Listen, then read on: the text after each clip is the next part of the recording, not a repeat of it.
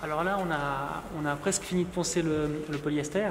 Et ce qui est très intéressant, c'est qu'on voit, si on regarde bien, on voit des petits carrés parallèles. Et ça, c'est la structure du carbone qui ressort. Et c'est exactement pour cette raison qu'on a mis un polyester, pour casser la structure du carbone. Si on avait, admettons, directement verni sur la structure, sur la structure qu'il y avait au départ, c'est-à-dire comme il était livré, le problème c'est que quand on aura mis le vernis, tous ces petits carrés seraient ressortis, ça n'aurait pas été très joli. Et c'est pour ça qu'on a mis un polyester. Là on a presque fini de le poncer, on va éliminer ça. Et après on va encore mettre une sous-couche qu'on va reponcer plus finement. Et puis là seulement on va procéder à la peinture.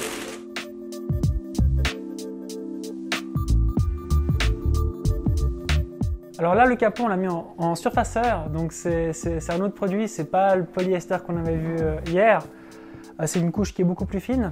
Et puis si on regarde ici, on voit des différences de couleur en fait. Et ça, c'est les défauts du capot qu'on a éliminés. Si on regarde ce dessin, en arc de cercle, on le retrouve ici, de ce côté-là. En fait, le capot, il a été moulé en 2 fois et ça a été collé ensemble. Et quand ça a été collé, cette zone-là, elle a tiré la partie extérieure en bas. Ce qui fait qu'il y avait une sorte de vague qu'on retrouve ici. Et en ponçant, on a enlevé cette ondulation.